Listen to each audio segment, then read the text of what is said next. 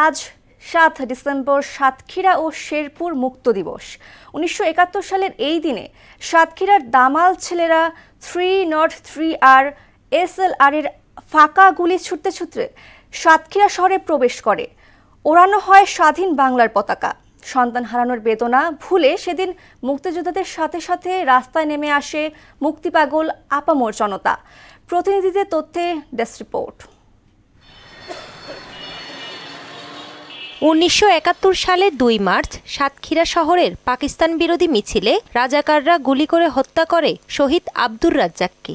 আর এখান থেকে শুরু হয় সাতক্ষীরার দামাল ছেলেদের মুক্তিযুদ্ধে অংশ নেয়া। জেলার বালিয়াডাঙ্গা, ভোমরা, টাউন শ্রীপুর, বৈকারি ও খানজিয়ার সম্মুখ যুদ্ধে শহীদ হয় ৩৩ বীর মুক্তিযোদ্ধা। ৭১ সংগ্রামে আমরা যুদ্ধ করেছি।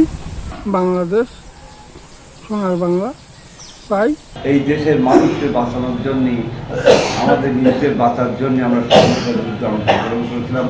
সশস্ত্রভাবে আমরা ট্রেনিং, যুদ্ধ এবং সব জায়গায় আমরা প্রতিরোধ রকম কাজ করে। পাক বাহিনীকে আমরা যখন কালীগঞ্জ, শ্যামনগর, হাসানে মুক্ত হয়ে গেল, অটোমেটিক্যালি ৭ই ডিসেম্বর পাক সেনারা আমাদেরই কারণে, মুক্তিযোদ্ধাদের কারণে তারা এখান থেকে পালিয়ে যেতে পারছে।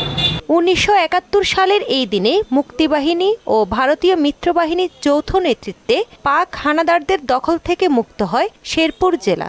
এই দিন মিত্রবাহিনীর সর্বাধিক নায়ক জগজিৎ সিং অরোরা শেরপুর শহীদ দারোগালী পৌর পার্ক মাঠে শেরপুর জেলাকে মুক্ত বলে ঘোষণা দেন। এই সময় প্রথম বাংলাদেশের পতাকা উত্তোলন করা হয়।